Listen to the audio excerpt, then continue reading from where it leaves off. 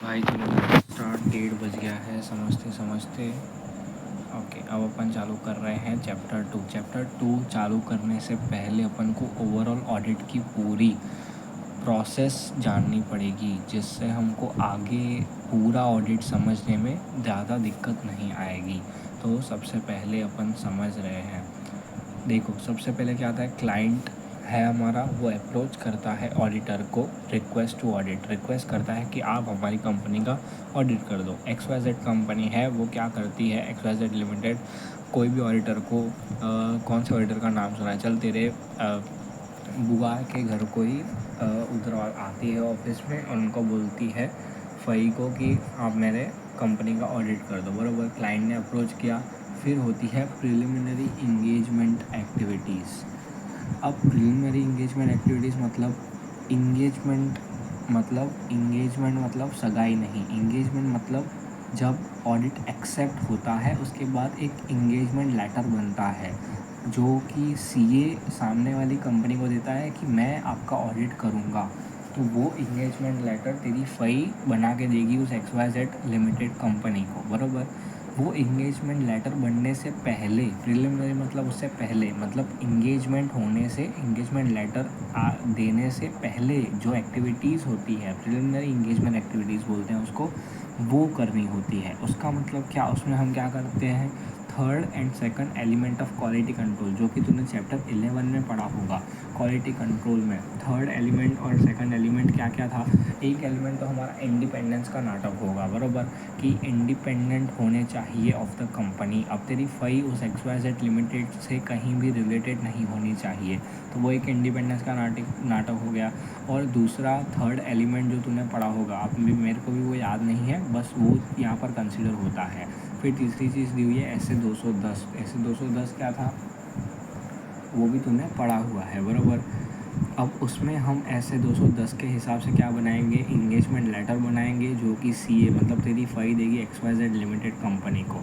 उसके बाद जैसे ही after signing of engagement letter होगा, उसके बाद एक रिटर्न एग्रीमेंट बनेगा, जिसमें कौन जो मैनेजमेंट है, उसका मेंबर्स है कंपनी के XYZ लिमिटेड के, वो तेरे को अपॉइंट कर रहे हैं। दो तरीके से लेटर बनते हैं, देख, एक कंपनी के द्वारा ऑडिटर को दिया जाता है, मतलब तेरी बुआ को, तेरी फई को, और एक जो तेरी फई देगी कंपनी को, जो तेरी फई देगी कंपनी को, उसको बोलते हैं इंगेजमेंट लेटर। और जो कंपनी के मेंबर्स देंगे तेरे फई के फॉर्म को या तेरे फई को, वो उसको हम बोलेंगे रिटर्न एग्रीमेंट, कि वो तेरे को अपॉइंट कर रहे हैं एज ऑडिटर, और इंगेजमेंट लेटर तू देगी या तेरी मतलब फई है वो देगी कि हम आपका ऑडिटर बनने के लिए तैयार हैं, एक्सेप्ट कर रहे हैं काट साट के। अब ये जैसे ही साइन हो जाएगा, after signing of engagement letter and return agreement, अब स्टार्ट होगी प्लानिंग एंड ऑडिट। जैसे ही तेरी फई को पता चल गया कि अब ऑडिट करना है इस कंपनी का, तो तेरी फई क्या करेगी, प्लान करना चालू करेगी ऑडिट को। अब फॉर एग्ज़ाम्पल अपन अब ऐसा ले लेते हैं कि तू और मैंने साथ दोनों सीए बन गए हैं, और हम दोनों ने साथ में फॉर्म स्टार्ट की है, और हमारी फॉर्म में ऐसा सेम केस आया है, कोई कंपनी हमारे पास आई है, हमने उसका ऑडिट एक्सेप्ट कर लिया है, हमने इंगेजमेंट लेटर दे दिया, सामने से उन्होंने रिटर्न एग्रीमेंट दे दिया, बात ख़त्म हो गई। अब हमको प्लानिंग करनी है ऑडिट की। अब ऑडिट की प्लानिंग करने से पहले हम क्या करते हैं, preliminary engagement activities. Preliminary engagement activities क्या होती है, तो प्रिलिमिनरी इंगेजमेंट एक्टिविटीज़ मतलब हम एक्सेप्ट करने से पहले, ऑडिट को एक्सेप्ट करने से पहले, उस कंपनी का क्या बिजनेस है, कौन से सेक्टर में है वो, उससे हम क्या क्या रिलेट कर पा रहे हैं। जैसे वो समझ इंफॉर्मेशन टेक्नोलॉजी आईटी के सेक्टर से है, तो क्या हमने आईटी के सेक्टर के पहले ऑडिट किए हुए हैं, ये सारी चीज़ें ध्यान रखते हैं। उसका एनवायरनमेंट कैसा है, अब समझ हमारे पास ऐसी कंपनी आ रही है जो गोल्ड का बिज़नेस करती है। अब गोल्ड को संभालना बहुत बड़ी चीज़ होती है, it has a very very very big risk, बराबर। तो उसको हमको एक्सेप्ट करना है या नहीं, वो एक्सेप्ट करने से पहले हम डिसाइड करेंगे प्रीलिमिनरी इंगेजमेंट एक्टिविटीज़ में। ये भी हम आगे इस चैप्टर में ही सीखेंगे। अभी हम क्या कर रहे हैं, स्टार्ट प्लानिंग एंड ऑडिट। अब ऑडिट को प्लान करना स्टार्ट कर रहे हैं कि हमको ऑडिट करना कैसे है। अब उसमें 3 चीज़ें आती हैं कभी भी ऑडिट के प्लानिंग में, 3 चीज़ें। पहला, ओवरऑल ऑडिट स्ट्रेटजी, OAS, दूसरा होता है ऑडिट प्लान और तीसरा होता है ऑडिट प्रोग्राम। सबसे पहले हम क्या बनाते हैं, ओवरऑल ऑडिट स्ट्रैटेजी बनाते हैं। स्ट्रैटेजी मतलब क्या, हम बना रहे हैं ओवरऑल ऑडिट स्ट्रैटेजी, फिर होता है ऑडिट प्लान और तीसरा होता है audit programme. Overall audit strategy में हम क्या करेंगे, एक स्ट्रैटेजी बनाएंगे कि हमको ऑडिट करना तो है, लेकिन उस ऑडिट में हमारा एनईटी क्या है या स्कोप क्या है हमारा, हमको क्या क्या चेक करना है, वो चीज़ें हम डिसाइड करेंगे इसमें ओवरऑल ऑडिट स्ट्रैटेजी में। हम बनाएंगे एक लिस्ट ऑफ चेक लिस्ट बनाएंगे एक, कि हमको क्या क्या चीज़ें चेक करनी है इस कंपनी में। अगर ये इस सेक्टर से है, अगर वो समझो कोई कंपनी हमारे पास आई है, तेरे और मेरे पास हमारी फर्म में, हमारी फर्म का नाम क्या रखे, चलो धनश्री का डी, प्रेम का पी, डीपी एंड कंपनी, ठीक है। तो डीपी एंड कंपनी में वो कंपनी आई है ऑडिट करवाने अपना, और वो है आईटी सेक्टर की। तो आईटी सेक्टर से रिलेटेड क्या क्या चीज़ें होती है उसकी हम चेकलिस्ट बनाएंगे। उसमें हम क्या क्या चेक करेंगे, उसमें मेन खर्चा होता है एम्प्लॉयज़ का, तो हम सैलरी शीट चेक करेंगे, वो एम्प्लॉयज़ का प्रोविडेंट फंड भरते हैं या नहीं, ईएसआईसी मतलब एम्प्लॉय स्टेट इंश्योरेंस, वो चेक करेंगे। ऐसी बहुत सारी चीज़ें। दूसरा प्रोफेशनल टैक्स है या और भी टैक्सेस हैं, जीएसटी है, एक्सेट्रा एक्सेट्रा, जो भी चीज़ें मतलब चेक करने की होगी वो सारी चेकलिस्ट। ग्रेच्युटी रिपोर्ट चेक करेंगे और भी बहुत सारी चीज़ें, वो सेल्स के ट्रांजैक्शन सही से हो रहे हैं या नहीं, उनके लेजर सही है या नहीं, वो फाइनेंशियल सही से बना रहे हैं या नहीं, वो काट साट के हम पूरा जो स्ट्रैटेजी बनाएंगे कि हमको क्या क्या ऑडिट करना है और कैसे कैसे ऑडिट करना है। पहले तो हमको क्या ऑडिट करना है उसको हमने बोल दिया चेकलिस्ट, जो हम चेकलिस्ट बनाएंगे हमको क्या क्या ऑडिट करना है। अब उसको कैसे ऑडिट करना है, कैसे इम्प्लीमेंट करना है, वो हमारा पूरी चीज़ें ओवरऑल में आ गई ओवरऑल ऑडिट स्ट्रैटेजी में। समझो आज है 1 अप्रैल 2024 और डीपीएन कंपनी में, तेरी मेरी फर्म में कोई कंपनी आई है आईटी सेक्टर वाली अपना ऑडिट करवाने। तो हमको पूरे साल में, देखो अगर मैं 31 मार्च के बाद ऑडिट करने जा रहा हूँ, बराबर, पूरा साल ख़त्म हो गया, फिर मैं पूरा ऑडिट करने जाऊँगा और ऑडिट की कोई भी समझ लास्ट डेट 31 जुलाई लास्ट डेट है, तो मेरे पास हुए सिर्फ 4 महीने। अब 4 महीने में मैं कितनी कंपनियों का ऑडिट कर लूँगा, कितने भी, चलो बाकी का पूरा साल क्या बैठा रहूँगा अगर मेरा सिर्फ ऑडिट का काम है डीपीएन कंपनी में, नहीं। तो इसलिए हम क्या करते हैं, कभी भी जैसे ही ईयर एंड हुआ और हमको 1 अप्रैल को हम डीपीएन कंपनी को अपॉइंट किया उस XYZ कंपनी ने, तो हम उसका ऑडिट पहले से चालू कर देते हैं कि उसका 3 महीने ख़त्म हुए, 1 क्वार्टर ख़त्म हुआ, हम थोड़ा बहुत चेक करके आ गए, फिर उनका 1 क्वार्टर ख़त्म हुआ, हम थोड़ा बहुत ऑडिट करके आ गए, फिर 3 महीने हुए, 1 क्वार्टर ख़त्म हुआ, फिर हम चेक करने आ गए, और जैसे ही चौथा क्वार्टर ख़त्म हुआ फिर हमने मोस्टली बाकी का 50% चेक कर लिया। बाकी पहला 50% हमने पहले 3 क्वार्टर में ही चेक कर लिया। तो मेरा बोलने का मतलब क्या है कि हम ऑडिट पूरा साल ख़त्म होने के बाद नहीं करते, हम साथ में करते रहते हैं थोड़ा काम, जैसे लास्ट में बहुत ज़्यादा ना बचे। तो उसकी हमारी जो पूरी स्ट्रैटेजी होगी वो हम बनाएंगे किसमें, ओवरऑल ऑडिट स्ट्रैटेजी में। उसके बाद आएगा ऑडिट प्लान। ऑडिट प्लान मतलब कि कब कब वो चीज़ों को इम्प्लीमेंट करना है। अब जैसे मैंने बोला कि सैलरी शीट चेक करनी है, सैलरी शीट में सब आएगा, प्रोविडेंट फंड आएगा, ईएसआईसी आएगा, प्रोफेशनल टैक्स आएगा, ग्रेच्युटी रिपोर्ट आएगा, वो सारी चीज़ें सैलरी शीट में आ गई। अब सैलरी शीट मेरे को हर मंथ चेक करनी है, हर 3 महीनों में चेक करनी है, या साल के बाद पूरी साथ में ही चेक करनी है, उसको डेट्स मैं दे दूँगा। मोस्टली ऑडिट प्लान में हम क्या इंक्लूड करेंगे कि ये डेट्स, समझो मेरे पास 5 कंपनियां हैं और मेरे पास 30 दिन है महीने में, तो मैं हर कंपनी को 6 दिन दे दूंगा। अब मैं वो 6 दिन कौन से दूंगा, 1 से 6 तारीख अंबिका फार्मा, 7 से 12 तारीख एनकेपी, ऐसे अलग अलग कंपनीज़ को मैं बाइफरकेट कर दूंगा अपनी डेट्स, अपने दिन हर महीने के। तो वो मेरा हो गया ऑडिट प्लान। याद रखना, ओवरऑल ऑडिट स्ट्रैटेजी में हमने ओवरऑल प्लान बनाया कि हम साल में कितनी बार जाएंगे, क्या क्या चीज़ें चेक करेंगे। वो ऑडिट प्लान ने मैं उसको थोड़ा और डिटेल में लेके गया कि मैं कौन सी तारीख को जाऊँगा, उस तारीख को क्या क्या चेक करूँगा, कौन सी कंपनी में किस टाइम जाऊँगा, बराबर, इतना समझ आ गया। अब तीसरी चीज़ आती है ऑडिट प्रोग्राम, और मैं अभी तेरे को ओवरऑल बता दे रहा हूँ, बाद में हम उस पर से तो पढ़ेंगे ही, बराबर।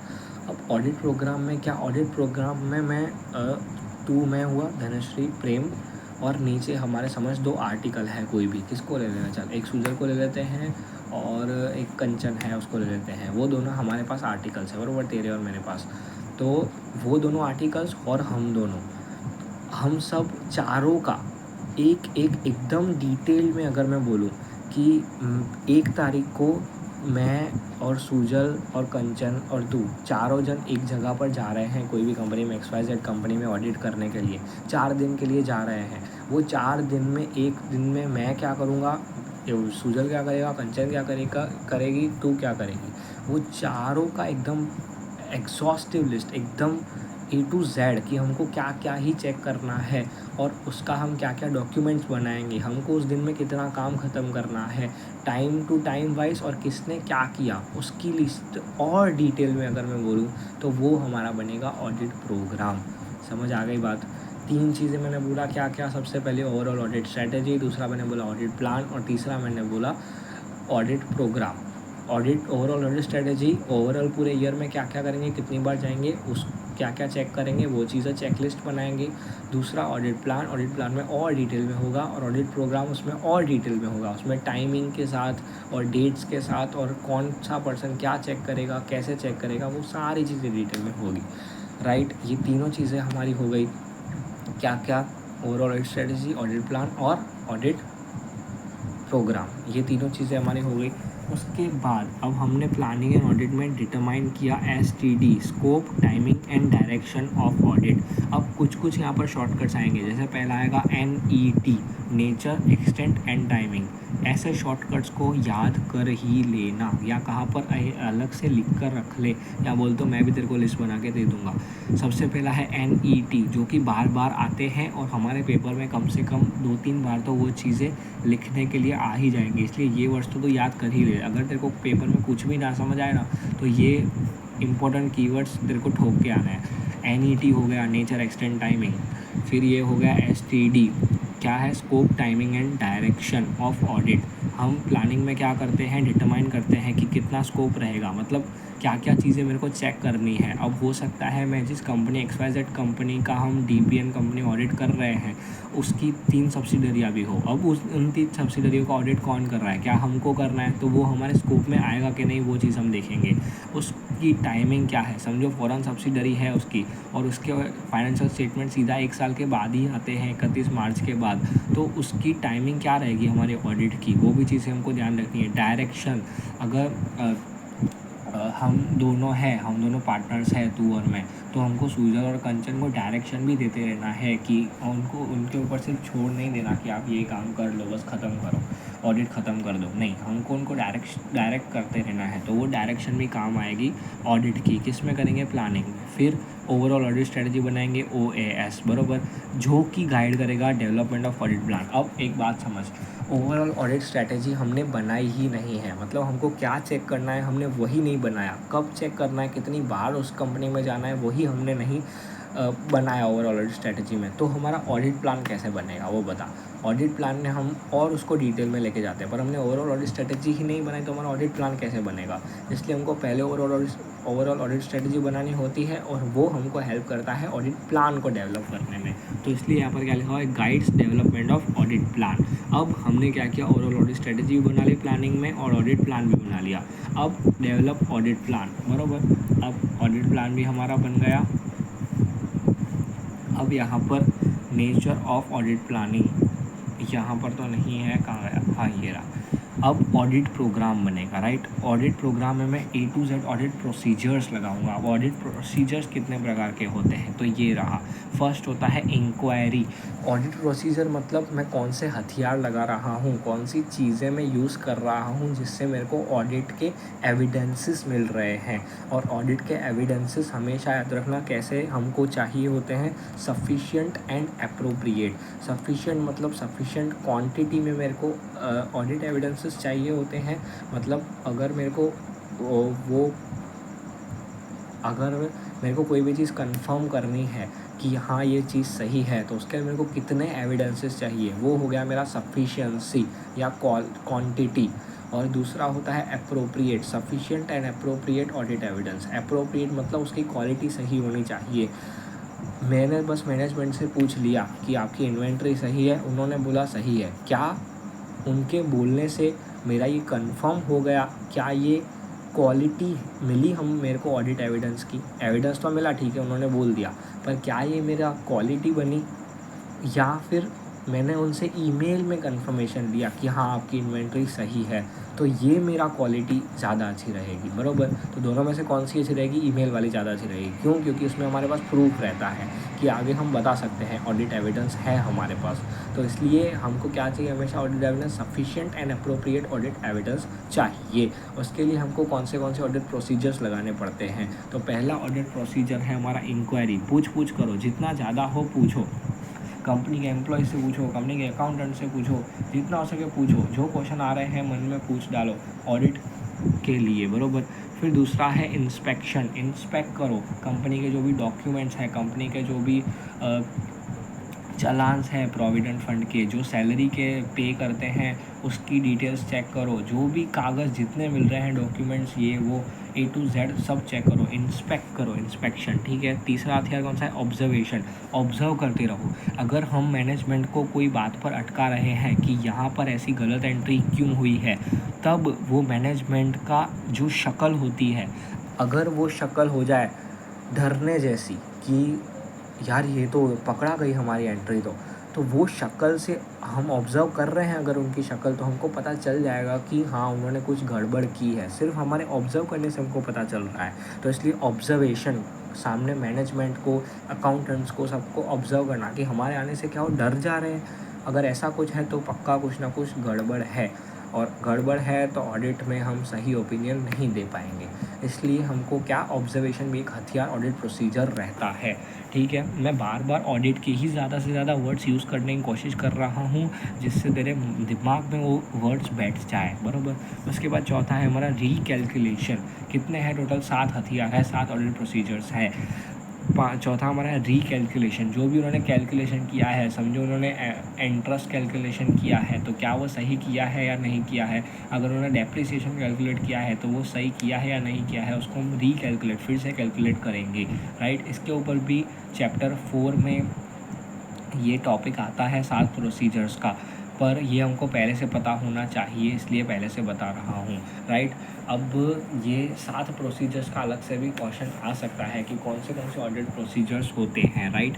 इसलिए मैं अच्छे से बता रहा हूँ। फिर रिकैलकुलेशन के बाद री परफॉर्मेंस, जो उन्होंने परफॉर्म किए एलिमेंट्स, वो हमको फिर से परफॉर्म करके देखना है। फॉर एग्ज़ाम्पल, उन्होंने कोई कंट्रोल का प्रोसीजर लगाया है, कोई अकाउंटिंग एंट्री का, तो वो जो इंसान अकाउंटिंग एंट्री डाल रहा है, वो जैसे डाल रहा है वैसे ही हमको भी डाल के देखनी है। तो हमने जो उन्होंने टास्क परफॉर्म किया वही हमने फिर से परफॉर्म किया, री परफॉर्मेंस, ठीक है।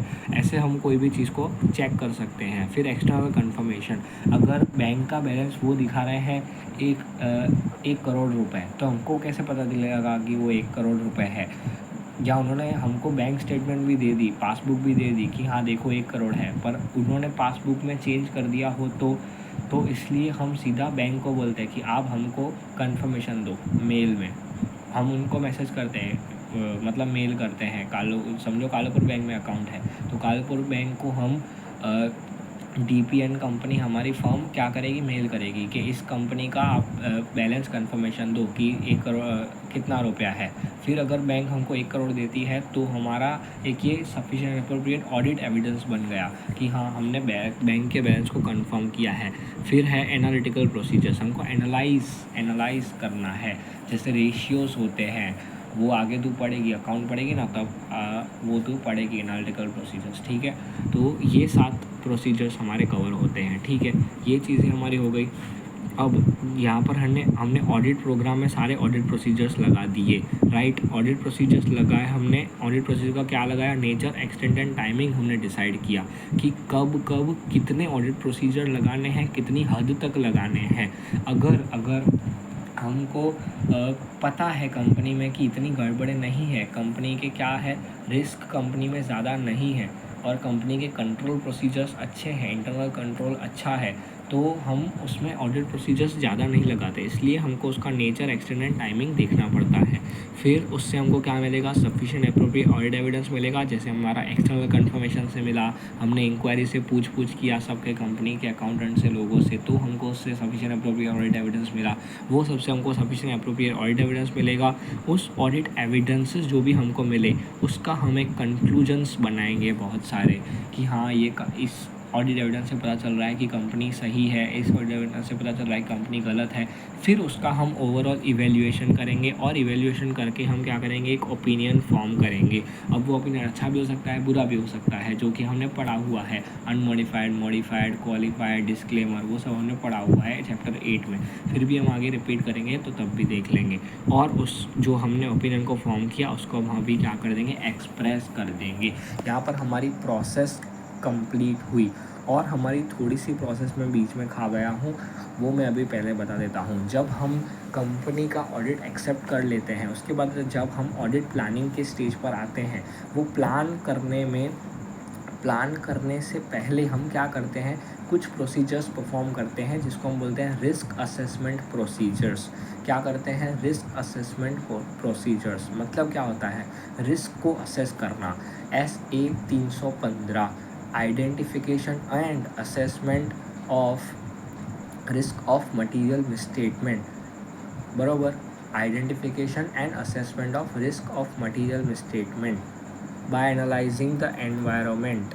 कहाँ गया, हाँ ये रहा, बरोबर। तो ये यहाँ पर हम बाद में पढ़ेंगे। स्टेजेस ऑफ ऑडिट क्या होते हैं, रिस्क असेसमेंट प्रोसीजर्स, ये सर के पीछे छूट गया है, और दूसरा होता है फर्दर ऑडिट प्रोसीजर्स, SA 330। यहाँ पर SA 315 आता है, यहाँ पर SA 330 आता है, ऑडिटर का रिस्पॉन्स टू असेस रिस्क। अब मेन चीज़ मेरा बोलने का मतलब क्या है, पहले हम रिस्क देखते हैं कंपनी में कितना है।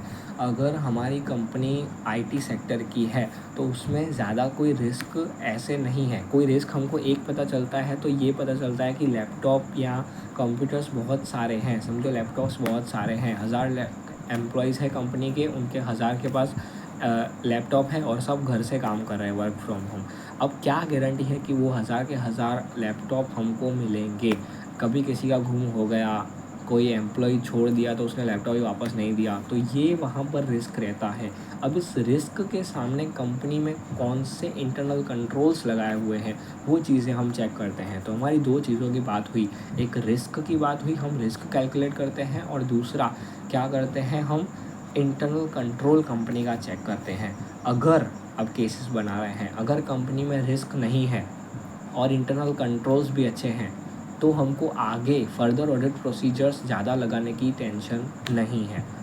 अब अगर कंपनी में रिस्क है लेकिन इंटरनल कंट्रोल्स अच्छे हैं, उन्होंने कंट्रोल्स लगाए हुए हैं, जैसे चोरी होने का बहुत जगह पर, जैसे सोने का होता है, बराबर। अब सोने की दुकान है, उसका हम ऑडिट कर रहे हैं, तो उसमें मेन क्या हुआ कि चोरी होने का रिस्क है, तो उसमें रिस्क तो है, लेकिन उसमें उन्होंने बहुत सारे सिक्योरिटी गार्ड्स लगाए हुए हैं, या उनके पास बंदूकें दे रखी है सिक्योरिटी गार्ड्स के बाद कि कोई भी आया तो उड़ा डालो, मतलब ऐसा कुछ भी। तो उन्होंने इंटरनल कंट्रोल्स अच्छे लगाए हुए हैं। अगर अच्छे लगाए हुए हैं तो हमको ज़्यादा टेंशन लेने की ज़रूरत नहीं है, ये अपन केसेस बना रहे हैं। लेकिन अगर रिस्क है, चोरी होने का रिस्क है और उन्होंने एक भी सिक्योरिटी गार्ड नहीं रखा, मतलब उनके इंटरनल कंट्रोल्स बेकार हैं, इंटरनल कंट्रोल्स बेकार हैं, तो हमको क्या करने की ज़रूरत है, हमको ज़्यादा ऑडिट अच्छे से करने की ज़रूरत है, क्योंकि हो सकता है बहुत सारी उसमें सोने की चोरी हुई हो, राइट।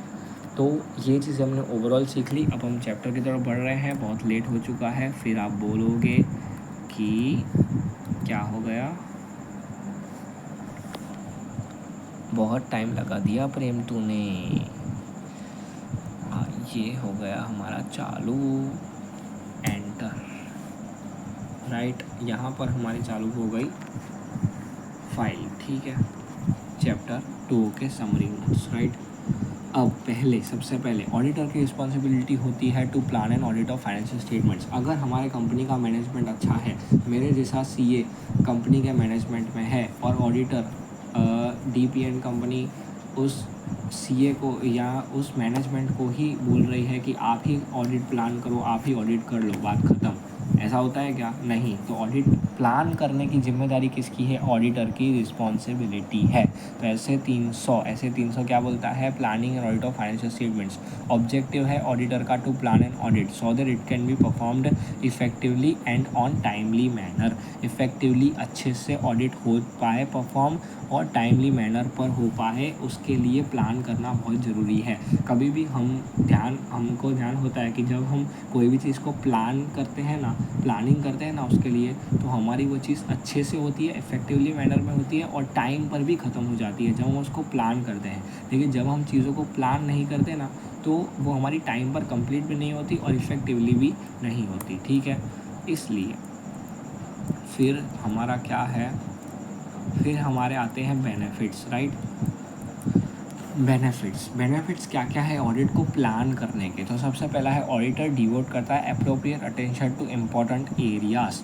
जब ऑडिटर प्लान करेगा ऑडिट को, तो उसको पता चलेगा कि कौन सी ऐसी चीज़ें हैं जो कंपनी में जिसमें रिस्क हो सकता है। जैसे मैं सोने की दुकान की बात कर रहा था, तो उसमें मेन रिस्क क्या है, चोरी होने का। चोरी होने के रिस्क है, तो मेरे को मेन चीज़ क्या ध्यान रखनी है कि उसकी इन्वेंट्री चेक करनी है। जितनी बुक्स में अगर 2 करोड़ की इन्वेंट्री बता रहा है, 2 करोड़ का सोना पड़ा है, तो वो सच में पड़ा होना चाहिए। तो वो चीज़ मेरे को ध्यान आई कि वो बहुत इंपॉर्टेंट एरिया है जिस पर मेरे को अप्रोप्रिएट अटेंशन देना पड़ेगा। अब वो मेरे को कैसे पता चला, क्योंकि मैंने ऑडिट को प्लान किया, इसलिए मेरे को पता चला कि हाँ, मेरे को इन चीज़ों पर, इंपॉर्टेंट एरियाज़ पर ध्यान देना है, अप्रोप्रिएट अटेंशन देनी है। तो वो कैसे हो, ऑडिट प्लान की वजह से, इसलिए वो ऑडिट प्लान का एक बेनिफिट है। फिर क्या है, ऑडिटर आइडेंटिफाई एंड रिजॉल्व कर सकता है पोटेंशियल प्रॉब्लम्स को टाइमली बेसिस पर।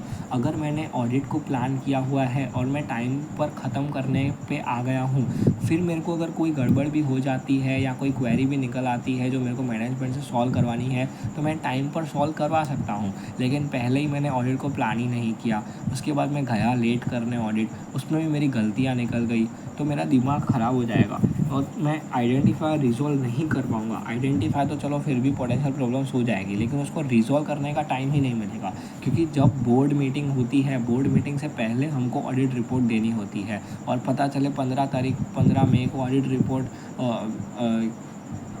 क्या है ये, इनकी मीटिंग है बोर्ड की, लेकिन हमने अपनी ऑडिट रिपोर्ट ही नहीं दी 15 मई तक, तो नहीं दे पाए क्योंकि हमने क्या किया था, ऑडिट को प्लान ही नहीं किया था।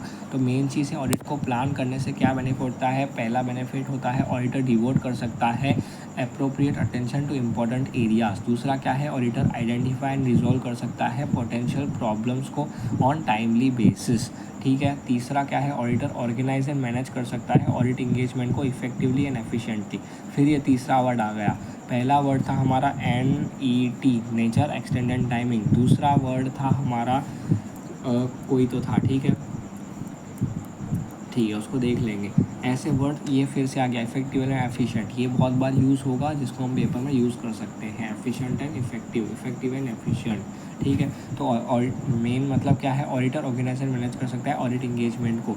अब अगर हमने ऑडिट को प्लान ही नहीं किया तो वो इफेक्टिवली कैरी आउट नहीं होगा, एफिशिएंट वे से नहीं होगा, हम अच्छे से ऑडिट नहीं कर पाएंगे, फिर हमको गलत ओपिनियन देना पड़ेगा। और अगर हमने गलत ओपिनियन दे दिया तो सेबी हो गई या NFRA हो गया, वो हमारी बात बजा देंगे और हमारा जो DP एंड कंपनी बनी थी वो उसकी सत्यानाश हो जाएगी। इसलिए ऑडिट प्लान करना बहुत ज़रूरी है। उसका बेनिफिट है कि ऑर्गेनाइज एंड मैनेज कर सकते हैं ऑडिट इंगेजमेंट को एफिशिएंट एंड इफेक्टिवली मैनर में। फिर चौथा बेनिफिट क्या है, assisting and selecting engagement team members.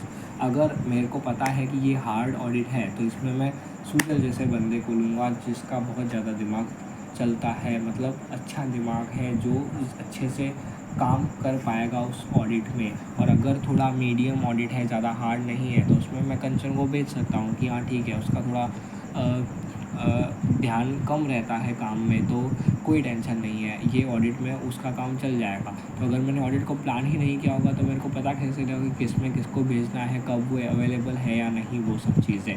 तो मैंने ऑडिट प्लान किया हुआ है तो उसकी वजह से मेरे को बेनिफिट हो रहा है असिस्टिंग इन selecting team members, engagement team members, ठीक है। कब किसको लेके जाना है, कब तेरे को लेके जाना है, कब वो दोनों को लेके जाना है। अगर मेरे को धनुषी की ज़रूरत नहीं पड़ती, सिर्फ सुजल और कंचन से काम चल रहा है, तो मैं तेरे को और कोई ऑडिट इंगेजमेंट पे भेज सकता हूँ कि हाँ तू ये दूसरा ऑडिट संभाल के आ, ऐसा। तो वो चीज़ कैसे पता चलती है जब ऑडिट प्लान करते हैं। तो अब तक हमने 4 चीज़ें देखी। पहला, ऑडिटर डिवोट कर सकता है appropriate attention to important areas. दूसरा है ऑडिटर आइडेंटिफाई एंड रिजॉल्व कर सकता है पोटेंशियल प्रॉब्लम्स को ऑन टाइमली बेसिस।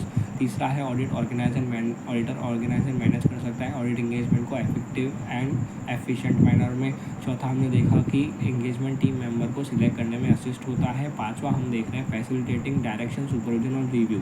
अब अगर मैंने सुजल और कंचन को हमने रखा है आर्टिकल में, ठीक है, उसको हम सीधा ऑडिट दे देंगे तो ख़त्म हो जाएगा काम। उन दोनों को हमने भेज दिया कि तुम XYZ कंपनी की ऑडिट करके आओ, ऐसा नहीं, हमको पहले उनको डायरेक्ट करना पड़ेगा, डायरेक्शन देना पड़ेगा कि आपको कैसे कैसे ऑडिट करना है, क्योंकि हमको एक्सपीरियंस है, उनको नहीं है, हमको सिखाना पड़ेगा, डायरेक्ट करना पड़ेगा कि आपको ऐसे ऐसे ऑडिट करना है, ऐसे ऐसे चीज़ों को चेक करना है। फिर हमको उनको सुपरवाइज़ करना पड़ेगा। एक बार हमने उसको समझा दिया तो पक्का नहीं है कि वो लोग सही करेंगे, वो लोग गलतियाँ करेंगे, हमको उनको सिखाना है, इसलिए हमको उनको सुपरवाइज़ करना पड़ेगा, देखता रहना पड़ेगा। और लास्ट हमारा है रिव्यू, जो उन्होंने काम कर दिया उसको भी हमको एक बार रिव्यू करना पड़ेगा कि उन्होंने सही किया है या नहीं। तो फिर से ये वर्ड आ गए DSR DSR DSR। पहले हमने एक देखा NET, फिर दूसरा हमने देखा इफेक्टिव एंड एफिशिएंट, फिर हमने देखा DSR। देखो एक ही पेज में तीनों आ गए।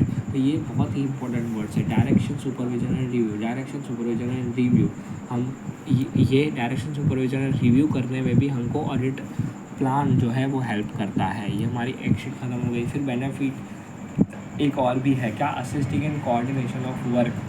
अगर मेरे को एक्सपर्ट्स को अपॉइंट करना है, अगर मेरे को ज़रूरत पड़ रही है वैल्यूएशन करने वाले की, तो वैल्यूअर को मैं बुलाऊंगा। लेकिन अगर मैंने ऑडिट को प्लान ही नहीं किया होगा कि मैं कब ये बिल्डिंग की वैल्यू निकालने जा रहा हूँ कंपनी में, वो मैंने प्लान ही नहीं किया है, तो मैं एक्सपर्ट को कब बुलाऊंगा। या तो एक्सपर्ट को बुलाऊंगा तो मेरा बहुत ज़्यादा खर्चा हो जाएगा, क्योंकि वो पूरा दिन बैठा रहेगा, पता नहीं कब उसको लेके जाना है, 1 महीने के लिए अपॉइंट करना है, 1 दिन के लिए अपॉइंट करना है।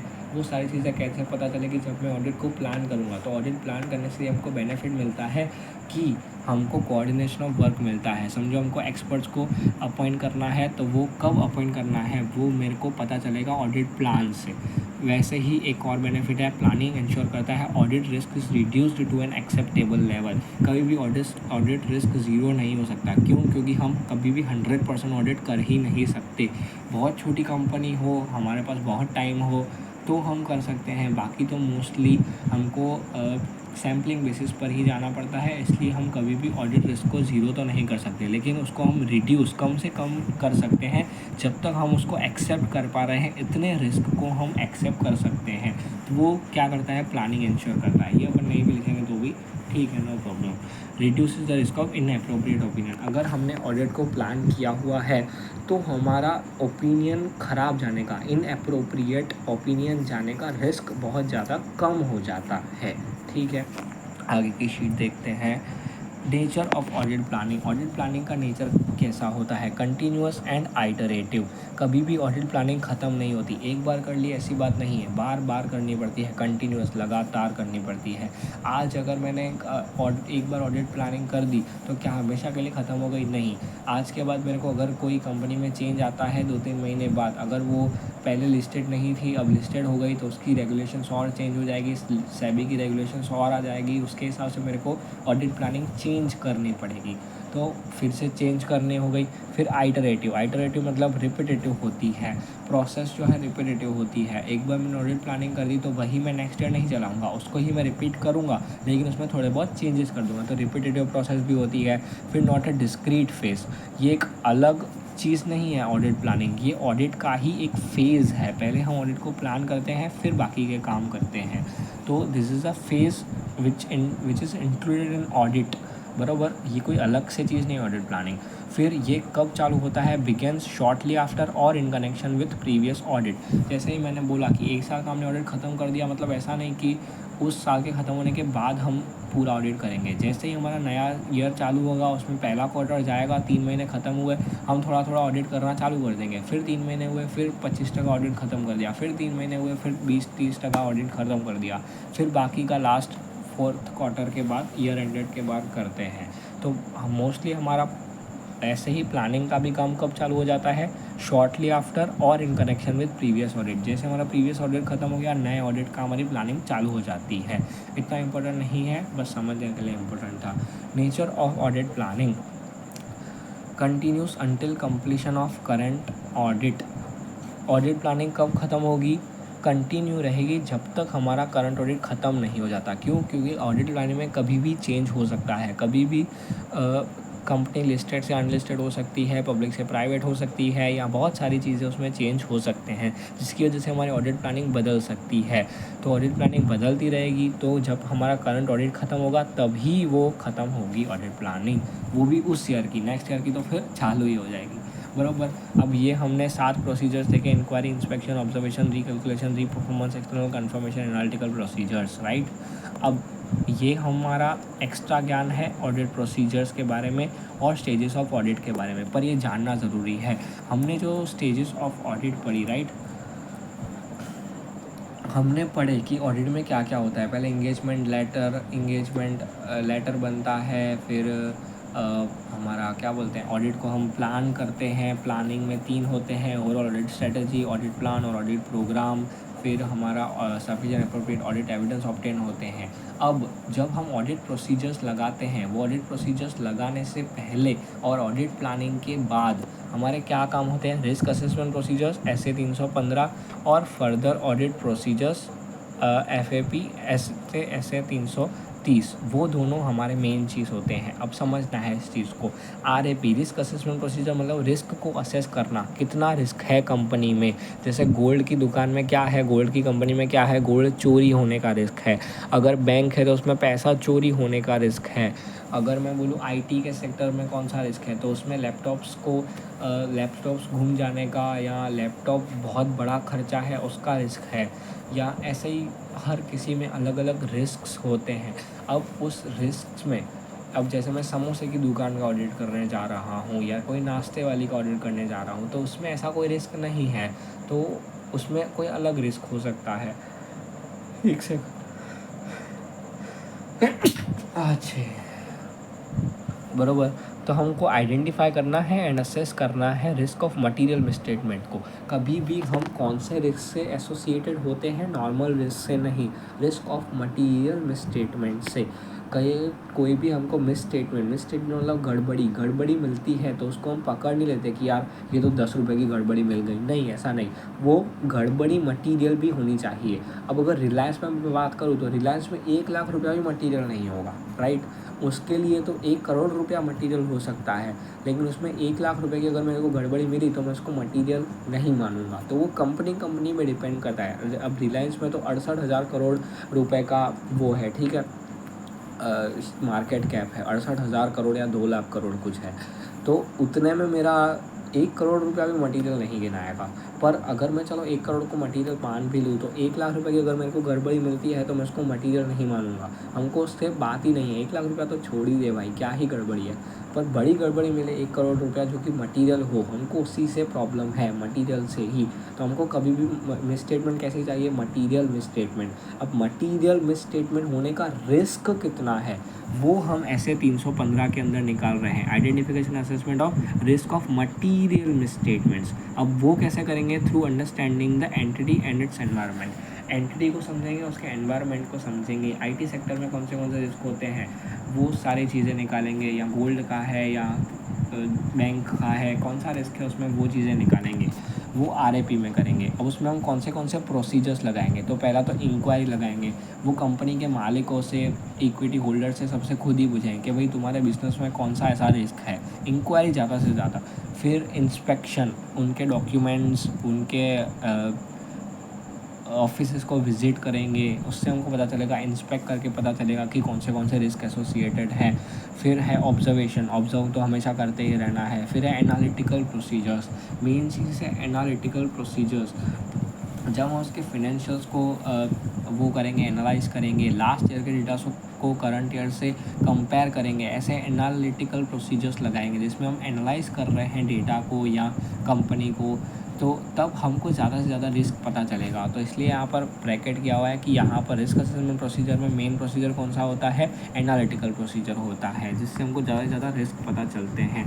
फिर हमारा आता है further audit procedures. Further audit procedures मतलब FAP, SA 330। अब इसमें जो भी असेस्ड रिस्क मिला, जो भी ऑडिटर को रिस्क मिला, जो भी हमको DP एंड कंपनी को रिस्क मिला, कंपनी का XYZ कंपनी का, उस रिस्क का हम क्या रिस्पॉन्स दे रहे हैं, और उसके लिए हमारे 2 होते हैं, 2 टेस्ट हम करते हैं। पहला टेस्ट ऑफ कंट्रोल और दूसरा टेस्ट ऑफ डिटेल्स। पहला हमारा होता है टेस्ट ऑफ कंट्रोल, मतलब जैसे भी हमको रिस्क मिले, अब उन रिस्क के लिए कंपनी ने कौन से कंट्रोल्स लगाए हुए हैं, इंटरनल कंट्रोल्स लगाए हुए हैं, वो हम चेक करेंगे। जैसे बैंक के लिए है तो बैंक में पैसा चोरी होने का रिस्क है, अब उसके लिए उन्होंने वॉचमैन बिठाया है कि नहीं, अच्छे से पूरे कैमरास लगाए हैं कि नहीं, वो सारे उनके क्या हो गए, इंटरनल कंट्रोल्स हो गए। अगर इंटरनल कंट्रोल्स कंपनी में अच्छे हैं तो चाहे रिस्क है भी तो भी हमको टेंशन लेने की बात नहीं है। लेकिन अगर कंपनी में इंटरनल कंट्रोल्स अच्छे नहीं है तो टेंशन लेने की बात है, हमको ऑडिट अच्छे से करना पड़ेगा, राइट। अब पहली चीज़ हमने देख ली टेस्ट ऑफ कंट्रोल, किसमें, फर्दर ऑडिट प्रोसीजर्स में। फर्दर ऑडिट प्रोसीजर्स में टेस्ट ऑफ कंट्रोल हमने देख लिया। अगर हमारे कंट्रोल्स अच्छे निकले तो दूसरा है हमारा टेस्ट ऑफ डिटेल्स। अब हमको मेन फिनेंशियल्स पर कूदना है, अब हमको कंपनी की एंट्रीज देखनी है, कंपनी के वाउचर्स देखने हैं। अब दो चीज़ें हमको करनी है, वाउचिंग और वेरिफिकेशन। वाउचिंग मतलब जो हमारी पीएनएल की आइटम होती है, जो भी खर्चे होते हैं, उन खर्चों के लिए प्रॉपर इन्वॉइसेस है या नहीं, सेल्स है तो सेल्स के पूरे इन्वॉइसेस है या नहीं, उस पर जीएसटी है या नहीं, टीडीएस तो अभी खैर तेरे को नहीं पता होगा, पता ही होगा वैसे तो टीडीएस काटा है या नहीं, तो वो सारी चीज़ों का चेक करना इस वाउचिंग। और वेरिफिकेशन मतलब बैलेंस शीट की जो भी आइटम्स है, लोन्स है तो लोन्स के हमारे एग्रीमेंट्स पड़े हैं या नहीं, डॉक्यूमेंट्स पड़े हैं या नहीं, एसेट्स है तो एसेट्स की वैल्यूएशन रिपोर्ट कि एसेट्स की अभी इतनी वैल्यू है या नहीं, कंपनी में ज़्यादा तो नहीं दिखाई है बैलेंस शीट में उनकी वैल्यूज़, वो सारी वेरिफिकेशन, वो सारी चीज़ें हमारी आ जाती है टेस्ट ऑफ डिटेल में। फिर से मैं रिपीट कर रहा हूँ, दो चीज़ें अभी हम समझ रहे हैं। पहली होती है रिस्क असेसमेंट प्रोसीजर, जिसमें हम रिस्क को आइडेंटिफाई करते हैं, कौन से रिस्क ऑफ मटेरियल मिसस्टेटमेंट को। दूसरा है हमारा फर्दर ऑडिट प्रोसीजर, जिसमें हम दो चीज़ें करते हैं, test of control, test of detail. जो भी हमको रिस्क ऑफ मटेरियल मिसस्टेटमेंट मिला है उसके अगेंस्ट में हम टेस्ट ऑफ कंट्रोल चेक करते हैं, मतलब उसके हिसाब से कंपनी ने कंट्रोल्स लगाए हैं या नहीं लगाए हैं। अगर कंट्रोल सही से लगाए हैं तो हम टेस्ट ऑफ डिटेल, जो हमारा दूसरा प्रोसीजर है, उसमें हम जो वाउचिंग और वेरिफिकेशन करते हैं। वाउचिंग और वेरिफिकेशन मतलब काट साट के अब हम फिनेंशियल्स को चेक कर रहे हैं। उस फिनेंशियल्स को हम कम चेक करेंगे या ज़्यादा चेक करेंगे, वो डिपेंड करता है कंपनी के इंटरनल कंट्रोल प्रोसीजर्स पर। अगर इंटरनल कंट्रोल्स कंपनी के अच्छे हैं तो हम टेस्ट ऑफ डिटेल कम करेंगे, ज़्यादा चेक नहीं करेंगे तो चलेगा। सिर्फ 50% चीज़ें भी हमने चेक कर ली लेकिन कंट्रोल्स कंपनी के अच्छे हैं तो हमको कोई टेंशन नहीं है, अपन ओपिनियन अच्छा दे सकते हैं। लेकिन अगर कंपनी के कंट्रोल्स घटिया है तो हमको अच्छे से चेक करना पड़ेगा, वाउचिंग वेरिफिकेशन, अच्छे से टेस्ट ऑफ डिटेल करनी पड़ेगी और हमको ज़्यादा ऑडिट करना पड़ेगा। अब हमको 80-90% चीज़ें देखनी पड़ेंगी क्योंकि कंपनी के कंट्रोल्स अच्छे नहीं हैं तो गड़बड़ी मिल सकती है, material misstatement can be found, right. यहाँ तक समझ आ गया, ये हमारा बेसिक चीज़ें थी। अब आगे बढ़ते हैं। अब हमको पॉइंट्स दिए हुए हैं, things to be done before risk assessment procedure, मतलब हमने जो ये रिस्क असेसमेंट प्रोसीजर की रिस्क निकाला कि कितना है कंपनी में, वो रिस्क से पहले भी हमको क्या करना है, क्या कंसिडर करना है। तो पहले तो रिस्क असेसमेंट प्रोसीजर्स में हमारे कौन से प्रोसीजर लगते हैं वो याद कर लें। Inquiry, inspection, observation and analytical procedures. तो अब हम अगर ये चीज़ों को देखें तो पहला तो हमारा वही है, कौन से एनालिटिकल प्रोसीजर्स को हम एज रिस्क असेसमेंट प्रोसीजर्स लगाएंगे वो डिसाइड करना। आरएपी करने से पहले हमको कौन से काम करने हैं, तो पहला आरएपी में हमको कौन से एनालिटिकल प्रोसीजर्स लगाना है वो डिसाइड करना। दूसरा अंडरस्टैंडिंग लेना एंड क्या एंटिटी कंप्लाई कर रही है लीगल एंड रेगुलेटरी फ्रेमवर्क से। लीगल एंड रेगुलेटरी फ्रेमवर्क मतलब हमारे कंपनीज एक्ट हो गया, अकाउंटिंग स्टैंडर्ड्स हो गए और स्टैंडर्ड्स ऑन ऑडिटिंग हो गए, वो सबसे कंप्लाई कर रही है या नहीं कंपनी, वो चीज़ें चेक करना रिस्क असेसमेंट प्रोसीजर से पहले इंपॉर्टेंट होता है। पहली चीज़ हमने क्या देखी, कौन सा एनालिटिकल प्रोसीजर्स लगाएंगे वो देखना। दूसरा, क्या कंपनीज एक्ट और ऐसी चीज़ें लीगल एंड रेगुलेटरी रिक्वायरमेंट से कंप्लाई कर रही है या नहीं वो देखना। जनरल अंडरस्टैंडिंग लेना। डिटर्मिनेशन ऑफ मटीरियलिटी, बहुत ही इंपॉर्टेंट चीज़। जैसे ही हमको रिस्क पता लगे, हमको क्या डिसाइड करना होता है, मटीरियलिटी डिसाइड करनी होती है। जैसे फॉर एग्जांपल रिलायंस है, रिलायंस की क्या है, 2 लाख करोड़ की कैपिटल है, 2 लाख करोड़ में हमारी मटीरियलिटी क्या रहेगी, 1 करोड़ रहेगी, 10 करोड़ रहेगी, 100 करोड़ रहेगी। 100 करोड़ भी उसके लिए तो कम ही है हमारी मटीरियलिटी, राइट। तो ऐसी हमको हर कंपनी, हर एंटिटी के लिए हमारी मटीरियलिटी डिसाइड करनी होती है, which is very important before risk assessment procedures also, ठीक है। फिर आती है इन्वॉल्वमेंट ऑफ एक्सपर्ट। क्या एक्सपर्ट्स की, ये तो हमने पहले ही पढ़ लिया था कि ऑडिट प्लान में हम डिसाइड कर लेते हैं कि कौन सा एक्सपर्ट को कब बुलाना है, ठीक है। फिर involvement of expert before risk assessment procedures, take in account of complexity of business. अगर बिजनेस बहुत कॉम्प्लेक्स है, उसमें हमको बिल्डिंग की वैल्यू नहीं पता चल रही, तो हमको वैल्यूएशन एक्सपर्ट को बुलाना ही पड़ेगा। तो वो चीज़ें एक्सपर्ट को बुलाना इज़ वेरी इंपॉर्टेंट। कब? Before risk assessment procedure. तो बिफोर रिस्क असेसमेंट प्रोसीजर हमको कौन सी चीज़ें करनी है? तो पहली analytical procedures to be applied as risk assessment procedures, general understanding, entity compliant with legal regulatory framework, candidate comply कर रही है या नहीं, मटीरियलिटी को डिटरमाइन करना, एक्सपर्ट इन्वॉल्व होंगे या नहीं प्रोसेस में, उनको देखना, performance of other risk assessment procedure.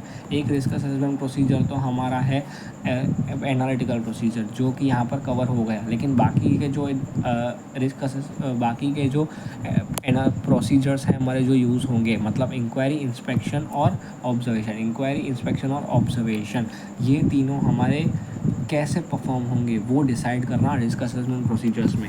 Car shirt के बिफोर रिस्क असेसमेंट प्रोसीजर हमको कौन सी चीज़ें करनी है जो हमको रिस्क असेसमेंट प्रोसीजर्स में करनी है? पहला एनालिटिकल प्रोसीजर्स, दूसरा अदर रिस्क असेसमेंट प्रोसीजर्स को परफॉर्म करना। पहला एनालिटिकल प्रोसीजर्स, दूसरा अदर रिस्क असेसमेंट प्रोसीजर्स, तीसरा क्या एंटिटी कंप्लाई कर रही है, चौथा मटीरियलिटी डिसाइड करना, और पांचवा एक्सपर्ट वाला पॉइंट। ये 5 पॉइंट 5 मार्क के लिए इंपॉर्टेंट है, ठीक है। फिर प्लानिंग क्या इन्वॉल्व करता है? Engagement partner. अब एंगेजमेंट पार्टनर हो गए हम, तू और मैं, धनश्री और प्रेम, DPN कंपनी में, क्योंकि हम लोग क्या है, पार्टनर्स है, और हम ही इंगेजमेंट करते हैं किससे? कंपनी से, बराबर। हम ही उनको एंगेजमेंट लेटर देते हैं, तो वी आर एंगेजमेंट पार्टनर्स। और अदर की मेंबर्स में हमारे आर्टिकल्स हो गए, स्विट्जरलैंड, कंचन या और CA होंगे, वो हो गए। हम सबका एक्सपीरियंस, इंसाइट एंड एनहांस करता है एफिशिएंसी एंड इफेक्टिवनेस। बहुत इंपॉर्टेंट नहीं है this is line. In discussion of elements of planning, अब हमने जो प्लानिंग की है वो क्या हमको मैनेजमेंट के साथ डिस्कस करनी है या नहीं? तो ऑडिटर, मतलब हम लोग हो सकता है डिस्कस करें कंपनी के साथ। अब मेरे को ये चीज़ बताओ, हमने प्लानिंग कर ली कि हम 4 तारीख को अंबिका फार्मा कंपनी में जाएंगे, पर हमने उनको बताया नहीं कि हम 4 तारीख को आपके पास आएंगे, तो क्या वो डॉक्यूमेंट्स रेडी रखेंगे? नहीं रखेंगे। तो मेन चीज़ है हमको बताना पड़ेगा, लेकिन हम क्या उनको ये भी बता देंगे कि हम आपका कैश वेरीफाई करने वाले हैं, हम आपका ये चीज़ें वेरीफाई करने वाले हैं, हम आपकी इन्वेंट्री आज चेक करने वाले हैं। अब अगर उनको सरप्राइज़ चेक नहीं देंगे और सीधा पहले ही सब बता देंगे, तो वो पहले से ही सब चीज़ें बना कर रख देंगे कि हाँ, आज मेरा कैश वेरीफाई करने वाले हैं, आज मैं कैश बैलेंस इससे मैच कर लेता हूँ, आज मेरी इन्वेंट्री देखने वाले हैं, मैं आज इन्वेंट्री मैच करके रख देता हूँ या आए उससे पहले। तो ऐसी चीज़ें हमको नहीं बतानी होती, मतलब हमने जो पूरी प्लानिंग की है A to Z उनको नहीं बतानी होती, बस जिससे हम उनसे काम निकलवा सके उतनी चीज़ें बतानी होती है। तो उसको यहाँ पर कैसे देखते हैं? ऑडिटर में discuss to facilitate and conduct of audit engagement, मतलब ऑडिट इंगेजमेंट अच्छे से फैसिलिटेट, ऑडिट इंगेजमेंट को हेल्प हो कंडक्ट होने में, इतनी इन्फॉर्मेशन हम उनसे डिस्कस कर सकते हैं, बाकी पूरी नहीं। Not to compromise the effectiveness of audit, मैं उनको इतनी चीज़ें बताऊंगा हमारी प्लानिंग की कि जिससे मेरी ऑडिट की इफ़ेक्टिवनेस कॉम्प्रोमाइज़ ना हो, मतलब उसमें कोई प्रॉब्लम ना आए, राइट। फिर ये चीज़ें हो गई। फिर planning process, elements of planning. अब प्लानिंग की प्रोसेस क्या क्या है? पहले हम करते हैं प्रिलिमिनरी इंगेजमेंट एक्टिविटीज़। याद है मैंने आज पढ़ाया था प्रिलिमिनरी इंगेजमेंट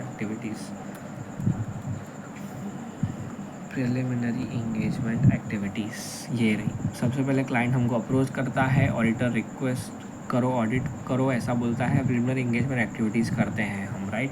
अब प्रिलिमिनरी इंगेजमेंट एक्टिविटीज़ में क्या क्या आता है? तो पहला procedure regarding continuance of relationship. Third element of system of quality control क्या था कि अगर मेरे को अपनी रिलेशनशिप क्लाइंट के साथ कंटिन्यू करनी है, लास्ट ईयर जो मैंने उनका ऑडिट किया था उसके बाद इस ईयर भी मेरे को उनके साथ ऑडिट करना है, तो उसके लिए मेरे को क्या, third element of system of quality control मेरे को चेक करना पड़ेगा, जो कि हमने चैप्टर 11 में पढ़ा है, वो तू वहाँ पर रेफ़र कर लेना, ठीक है।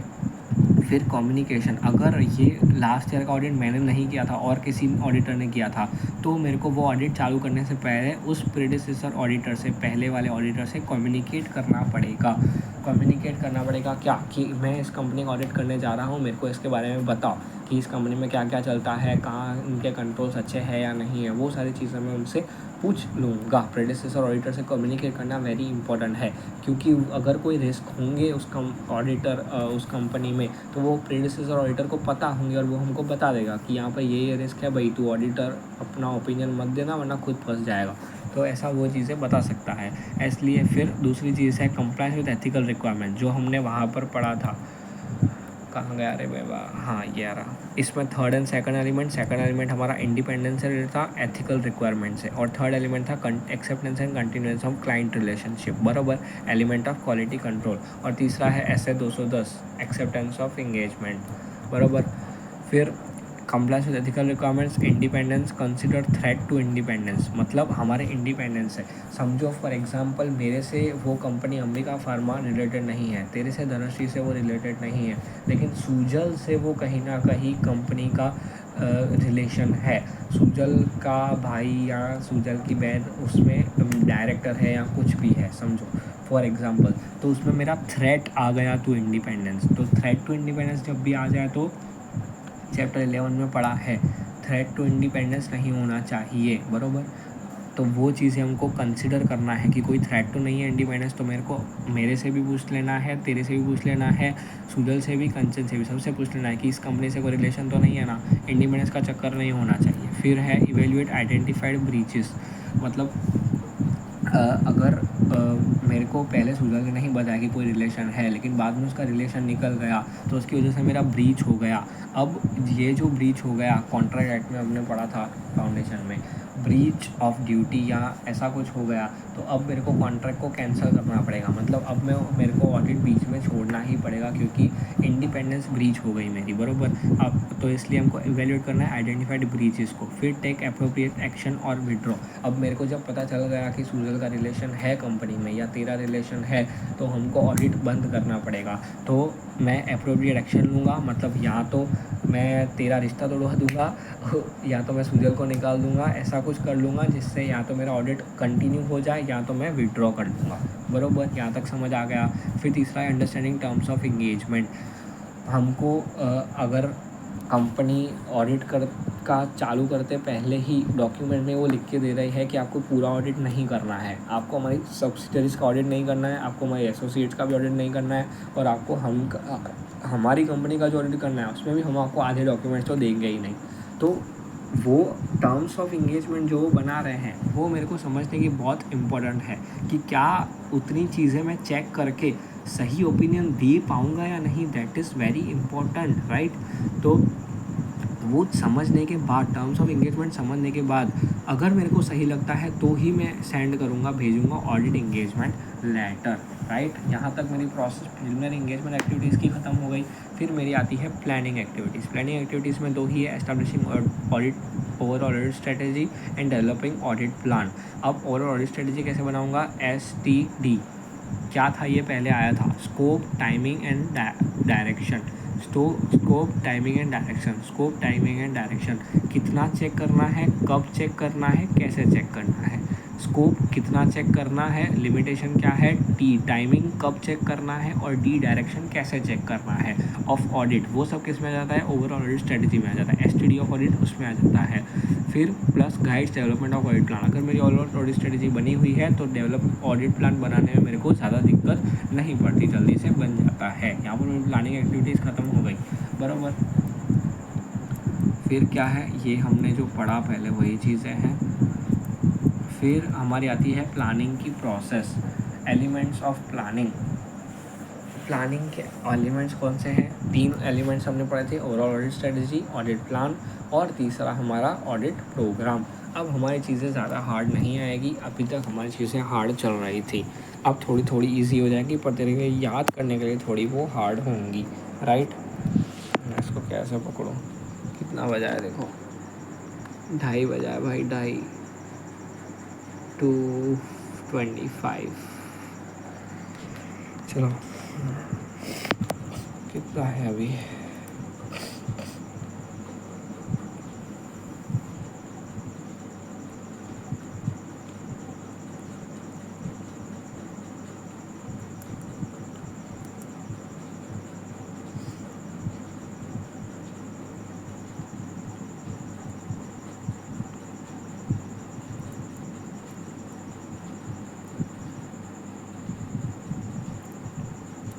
बराबर। यहाँ पर थे हम एलिमेंट्स ऑफ प्लानिंग क्या क्या है। तो पहला है हमारा ओवरऑल ऑडिट स्ट्रेटजी, जो कि असिस्ट करती है ऑडिटर को to determine after risk assessment procedure.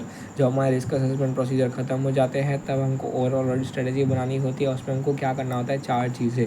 Resources to deploy, मतलब कौन से रिसोर्सेज लगाने हैं, अमाउंट ऑफ रिसोर्सेज कितने लगाने हैं, व्हेन टू डिप्लॉय कब लगाने हैं, हाउ टू डिप्लॉय कैसे लगाने हैं, कौन से लगाने हैं, कितने लगाने हैं, कब लगाने हैं, कैसे लगाने हैं, कौन से लगाने हैं, कितने लगाने हैं, कब लगाने हैं और कैसे लगाने हैं। कैसे लगाने हैं वो कैसे पता चलेगा, DSR करके, डायरेक्शन सुपरविज़न रिव्यू करके। कैसे लगाने हैं मतलब मैंने समझो सुजल कंचन को भेज दिया, उनको मैंने डायरेक्ट कर दिया, सुपरवाइज़ कर रहा हूँ और रिव्यू कर दूँगा। बराबर, ये तीनों चीज़ अगर मैं कर रहा हूँ तो मैं सही से उन रिसोर्सेस को यूज़ कर रहा हूँ, डिप्लॉय कर रहा हूँ, राइट। ज़्यादा इम्पोर्टेंट नहीं है ये। फिर factors to be considered for establishing audit strategy important. Factors word पूरे ऑडिट में जहाँ पर भी आता है वो इम्पोर्टेंट है। उसमें से एक क्वेश्चन मोस्ट ऑफ निकल के ही आता है फैक्टर्स का। तो समझो हमको ओवरऑल ऑडिट स्ट्रेटजी बनाने के लिए, एस्टैब्लिश करने के लिए कौन से फैक्टर्स को कंसिडर करना पड़ेगा। तो जो भी रिलेटेड चीज़ें हों बस वो लिख देने की। रिलेटेड चीज़ें क्या है, सबसे पहले आइडेंटिफाई कैरेक्टरिस्टिक्स ऑफ इंगेजमेंट। अब इंगेजमेंट ऑडिट भी हो सकता है, इंगेजमेंट रिव्यू भी हो सकता है, फर्स्ट चैप्टर में पढ़ा है। इंगेजमेंट हमारी और दूसरी रिलेटेड इंगेजमेंट भी हो सकती है, बराबर। ऐसी बहुत सारी इंगेजमेंट्स होती है। तो अगर हमारी ऑडिट इंगेजमेंट है तो उसके हिसाब से एप्लीकेबल फाइनेंशियल रिपोर्टिंग फ्रेमवर्क कौन सा है। अगर हमारी कंपनी है तो कंपनी के लिए कंपनीज एक्ट है, पार्टनरशिप है तो पार्टनरशिप एक्ट है। ऐसे एप्लीकेबल फाइनेंशियल रिपोर्टिंग फ्रेमवर्क कौन सा है, FRF। फिर नेचर ऑफ बिजनेस कैसा है, बराबर। नेचर ऑफ बिजनेस क्या है, रिपोर्टिंग रिक्वायरमेंट क्या है। जैसे हमने कारो पढ़ा हुआ है, तो कारो इसमें लगता है कि नहीं वो भी हमको देखना पड़ेगा। ऐसे इसलिए हमारी रिपोर्टिंग रिक्वायरमेंट्स क्या क्या है वो भी हमको देखनी पड़ेगी। फिर audit evidence of last year क्या बोलते हैं। ऑडिट रिपोर्ट में जो ऑडिट एविडेंसेस दिए होंगे लास्ट ईयर के ऑडिटर ने, वो भी हम या हमने दिए होंगे, वो भी हमको चेक करने पड़ेंगे। उससे भी हमको ऑडिट स्ट्रैटेजी बनाने में हेल्प मिलेगी कि हमको अगर हमारा लास्ट ईयर के ऑडिट एविडेंसेस में ज़्यादा इन्फॉर्मेशन नहीं मिली थी या हमको कुछ ना कुछ डाउट लग रहा था कि है प्रॉब्लम, तो इस बार हम इसको और अच्छे से चेक करेंगे और अच्छे से ऑडिट करेंगे। इसलिए हमारी ऑडिट स्ट्रेटजी और बढ़िया और बड़ी बनानी पड़ेगी और ज़्यादा चीज़ें हम चेक करेंगे। तो सबसे पहले हम क्या पढ़ रहे हैं, factors to be considered for establishing overall audit strategy. Audit strategy बनाने के लिए हमको कौन से फैक्टर्स को कंसिडर करना है। पहला चीज़ हमने देखा एप्लीकेबल फाइनेंशियल रिपोर्टिंग फ्रेमवर्क क्या है उस एंटिटी के लिए, वो देखना पड़ेगा। नेचर ऑफ बिजनेस क्या है वो देखना पड़ेगा। रिपोर्टिंग रिक्वायरमेंट क्या है वो देखना पड़ेगा। Audit evidence of last year देखना पड़ेगा, राइट। फिर क्या है, ascertain reporting objectives to plan nature and timing. अब मेरे को क्या क्या रिपोर्ट करना है उसके हिसाब से मेरे को अपना नेचर और टाइमिंग डिसाइड करना पड़ेगा। समझो फॉर एग्ज़ाम्पल मेरी पास जो ऑडिट आई है कंपनी की, हमारे पास DPN कंपनी में, ठीक है, वहाँ पर कारो लगता है। अगर कारो लगता है तो मेरे को ज़्यादा इन्फॉर्मेशन रिपोर्ट में देनी पड़ेगी। ज़्यादा इन्फॉर्मेशन देनी पड़ेगी तो मेरे को ज़्यादा अच्छे से ऑडिट करना पड़ेगा, ज़्यादा बड़ा ऑडिट करना पड़ेगा। तो उसकी वजह से हमारी ऑडिट स्ट्रैटेजी चेंज हो रही है या नहीं, तो उसके वजह से हम उसको भी एक फैक्टर गिन रहे हैं कि हमारे रिपोर्टिंग ऑब्जेक्टिव्स क्या है, रिपोर्टिंग रिक्वायरमेंट्स क्या है। तो उसके लिए हमको देखना पड़ेगा entities time table for reporting. Generally समझो उस कंपनी में 15 मई तक बोर्ड मीटिंग हो जाती है, तो उससे पहले हमको ऑडिट रिपोर्ट देनी होती है। समझो 10 मई तक हमको ऑडिट रिपोर्ट देनी है, हमको उन्होंने टाइम टेबल दे दिया है रिपोर्टिंग के लिए। अब उसके हिसाब से मैं हमारी ऑडिट स्ट्रेटजी बनाऊंगा। फिर मीटिंग्स को डिस्कस NET ऑफ वर्क। अब मेरा जो काम हो रहा है उसमें मेरे को मीटिंग्स करनी पड़ती है मैनेजमेंट के साथ, कंपनी के CEO के साथ, CFO के साथ, कि भाई ये चीज़ें हैं जो आपकी कंपनी में गलत है तो उसको सुधारो या क्या करो, कुछ करो उसका। तो वो मीटिंग्स कब कब है उस हिसाब से मेरे को पता चलेगा कि मेरे को ऑडिट स्ट्रेटजी कैसे बनानी है। मैनेजमेंट की एक्सपेक्टेशन क्या है कि हम कौन से टाइप का रिपोर्ट देंगे, मॉडिफाइड या अनमॉडिफाइड, कौन से टाइमिंग पर हम अपनी रिपोर्ट देंगे, 10 मई तक देंगे। फिर communication of status of audit, मेरा ऑडिट कितना हुआ है, 10%, 20%, 50%, 60%, वो मैं कम्युनिकेट करूँगा। उसमें मैनेजमेंट की एक्सपेक्टेशन क्या है, उस पर भी मेरी ऑडिट स्ट्रैटेजी डिपेंड करती है। इतना डिटेल में अपन को नहीं जाना, जितनी चीज़ें याद रहे उतनी याद कर लेना, बाकी ज़्यादा डिटेल में नहीं जाना है। इंपॉर्टेंट है पर ज़्यादा डिटेल में नहीं जाना। Expected nature and timing of communication among audit team member. हम ऑडिट टीम मेंबर्स एक दूसरे को कैसे कम्युनिकेट कर रहे हैं, उसमें कितना टाइम लग रहा है, कब कब कम्युनिकेट कर रहे हैं। जैसे अगर हफ्ते में 2 ही दिन में ऑफिस आता हूँ, तो उन 2 दिनों में तू सूजल और कंचन मेरे को सब इन्फॉर्मेशन दोगे, तो उस हिसाब से मैं अपनी ऑडिट स्ट्रैटेजी बनाऊँगा, राइट। कि मेरे को हफ्ते में 2 ही दिन इन्फॉर्मेशन मिल रही है, तो उस हिसाब से मेरे को कितना टाइम चाहिए ऑडिट करने के लिए, या तुम तीनों को कितना टाइम चाहिए ऑडिट करने के लिए। तो वो सारी चीज़ें, नेचर एंड टाइमिंग, फिर से देख नेचर, एक्सटेंड एंड टाइमिंग, वही चीज़ें रिपीट हो रही है, वर्ड्स वही रिपीट हो रहे हैं, बस मतलब चेंज होता जा रहा है, राइट। तो वही चीज़ें रिपीट हो रही है, बस ध्यान देना है थोड़ा, ठीक है। फिर हमारा आता है consider significant factors in directing teams efforts. अगर मेरी टीम मतलब आप लोग, तू, कंचन और सूजल, बराबर, आप तीनों लोग के एफर्ट्स को डायरेक्ट करने के लिए कौन से सिग्निफिकेंट फैक्टर्स हैं उनको मेरे को कंसिडर करना पड़ेगा। जैसे वॉल्यूम ऑन ट्रांजैक्शन बहुत ज़्यादा है, पूरे साल में कंपनी के 1 लाख ट्रांजैक्शन है। अब आप 1 लाख तो चेक करने बैठोगे नहीं, तो उस हिसाब से मेरे को कितनी मटीरियलिटी डिसाइड करनी है, कौन सा चीज़ें मेरे को यहाँ उसमें से कितनी एंट्रीज, समझो 1000 एंट्रीज 1 लाख में से मेरे को चेक करनी है, तो वो मैं किस में लिखूँगा, ओवरऑल ऑडिट स्ट्रैटेजी में, OAS में लिखूँगा। इसलिए मेरे को और स्ट्रैटेजी बनाते वक्त ये सारी चीज़ें देखना बहुत इंपॉर्टेंट है। वॉल्यूम ऑफ ट्रांजेक्शन कितने हैं, इंडस्ट्री के जजमेंट्स कितने हैं, change in financial reporting framework तो नहीं हुआ है, जैसे मेरा कंपनीज एक्ट में या कोई रिपोर्टिंग रिक्वायरमेंट कारों में चेंज हो रहा है, वो सारी चीज़ें मेरे को देखनी पड़ेगी। चेंज इन एनवायरनमेंट हो रहा है, तो मेरे को देखना पड़ेगा कि मेरी स्ट्रेटजी में क्या चेंज आएगा। ये सारी चीज़ें देख, चेंज इन FRF है, चेंज इन एनवायरनमेंट है, वॉल्यूम ऑफ ट्रांजैक्शन है, ये 3 चीज़ें और ऐसी जो भी चीज़ें मैं आगे बताऊंगा, वो सारी चीज़ें तो एक अलग जगह पर तू लिख के रख ले। ये वाली चीज़ें तो लिख के ही आनी है तेरे को पेपर में, अगर कुछ नहीं आता तो, क्योंकि ये बहुत सारी चीज़ें बहुत सब में रिपीट होती है, बहुत सारे चैप्टर्स में रिपीट बार बार होती है। तो ये change in FRF, change in environment, volume of transaction, ये 3 चीज़ें अलग से लिख के रख ले, ठीक है। फिर हमको क्या कंसिडर करना है, हम क्या पढ़ रहे हैं, ध्यान रखना, भटकना मत। Factors to be considered in developing overall audit strategy. Overall audit strategy को कंस्ट्रक्ट करने के लिए, बनाने के लिए हमको कौन से फैक्टर्स को कंसिडर कर रहा है वो हम पढ़ रहे हैं। उसमें हम कंसिडर करेंगे result of preliminary engagement activities. Preliminary engagement activities में अगर समझो मेरी इंडिपेंडेंस खो गई थी या इंडिपेंडेंस ख़राब हो गई थी सूजल की वजह से, या किसी की भी तेरी या मेरी या कंचन की किसी की भी वजह से, तो फिर उसका क्या रिज़ल्ट आया, उसको मैंने कैसे ख़त्म किया, वो सारी चीज़ें मेरे को देखनी पड़ेगी ऑडिट स्ट्रेटजी बनाने के लिए। Relevant knowledge of engagement partner, मेरी तेरी नॉलेज कितनी है उस चीज़ के बारे में, वो सारी चीज़ें हमको, मतलब हमारा प्रोफेशनल जजमेंट पे डिपेंड करता है हमारी ओवरऑल ऑडिट स्ट्रेटजी शॉर्ट में, ठीक है। तो एसर्टेन NET, फिर से तक NET आ गया, NET ऑफ रिसोर्सेज नेसेसरी, बराबर, हमको कौन से ऑडिट प्रोसीजर्स लगाने हैं, कौन से रिसोर्सेज लगाने हैं, अगर हमको ऑडिट करने कंपनी में जाना है, कितने दिन जाना है, वो सारी चीज़ें हमारे ऑडिट स्ट्रेटजी में आएगी। इसलिए वो सारी चीज़ें NET कवर को कंसिडर करना है मेरे को। फिर ऑडिट स्ट्रेटजी और ऑडिट प्लान में डिफरेंस है, बहुत easy. Sets broad overall approach, याद नहीं करना, बस समझना है। Addresses various matters identified in overall audit strategy. Audit strategy क्या है, ब्रॉड ओवरऑल अप्रोच बताती है ओवरऑल ऑडिट स्ट्रेटजी, पर ऑडिट प्लान उसको डिटेल में बताता है, और कौन से मैटर्स बताता है जो कि ओवरऑल ऑडिट स्ट्रेटजी में पहले से कवर है, पर उसको सिर्फ डिटेल में बताता है, ठीक है। यहाँ पर डिटरमाइन करता है STD of audit, scope, timing and direction, और यहाँ पर describes how strategy is going to be implemented, कैसे स्ट्रेटजी इम्प्लीमेंट होने वाली है वो ऑडिट प्लान बताता है। लेकिन यहाँ पर सिर्फ वो स्ट्रेटजी क्या है वो बताते हैं ओवरऑल ऑडिट स्ट्रेटजी में, और उसको इम्प्लीमेंट कैसे करना है वो बताया जाता है ऑडिट प्लान में। ऑडिट स्ट्रेटजी लेस डिटेल होती है देन ऑडिट प्लान, क्योंकि वो छोटी होती है, और मोर डिटेल होता है audit plan than overall audit strategy. Includes NET, nature, extent and timing of audit procedures, किस में आता है, ऑडिट प्लान में, क्योंकि ऑडिट प्लान में हमारा ज़्यादा डिटेल होता है, इसलिए उसमें ऑडिट प्रोसीजर्स का NET आता है, nature, extent and timing. Overall audit strategy is established first, पहले स्ट्रेटजी बनेगी फिर ही हमारा ऑडिट प्लान बनेगा, राइट। फिर establishment of overall strategy and audit plan is not necessarily discrete and sequential.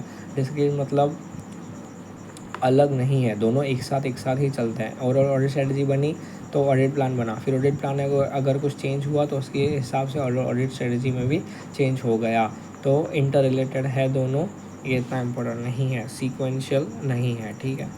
मतलब एक के बाद एक हो ज़रूरी नहीं है। पहले ओवरऑल ऑडिट स्ट्रेटजी बनी, फिर ऑडिट प्लान बना, फिर अगर कोई चेंज ऑडिट प्लान में आया तो उसकी वजह से ओवरऑल ऑडिट स्ट्रेटजी में भी चेंज आ सकता है। इसलिए दोनों सीक्वेंशियल, ज़रूरी नहीं है कि पहले ओवरऑल ऑडिट स्ट्रेटजी आएगी फिर ही ऑडिट प्लान आएगा। तो ऑडिट प्लान में भी चेंज होगा तो उसके हिसाब से ओवरऑल ऑडिट स्ट्रेटजी में भी चेंज हो सकता है। मतलब ऑडिट प्लान से भी ओवरऑल ऑडिट स्ट्रेटजी में चेंज हो सकता है और ओवरऑल ऑडिट स्ट्रेटजी से भी ऑडिट प्लान में चेंज हो सकता है, राइट। इतना इंपॉर्टेंट नहीं है, छोड़ दे। रिस्पॉन्सिबिलिटी रिमेंस विद ऑडिटर क्या है, overall audit strategy and audit plan किसकी रिस्पॉन्सिबिलिटी है, responsibility of auditor. Responsibility remains with auditor में discuss elements of planning without compromising, ये हम पढ़ चुके हैं कि ऑडिट की इफेक्टिवनेस कॉम्प्रोमाइज़ हुए बिना अगर आपको डिस्कस करनी है चीज़ें, एलिमेंट्स ऑफ प्लानिंग जो आपने प्लानिंग की है वो आप मैनेजमेंट के साथ डिस्कस कर सकते हो, लेकिन मेन चीज़ क्या ध्यान रखनी है कि इफेक्टिवनेस ऑफ ऑडिट कॉम्प्रोमाइज़ नहीं होनी चाहिए। Okay okay. अब थोड़ा सा क्या करें, अब 2:45 बज गए हैं, तो चलो एक काम करते हैं, इसको बाद में रखते हैं, ठीक है। पानी पी के आऊँ मैं, या तो उसके बाद या तो कल। ओके।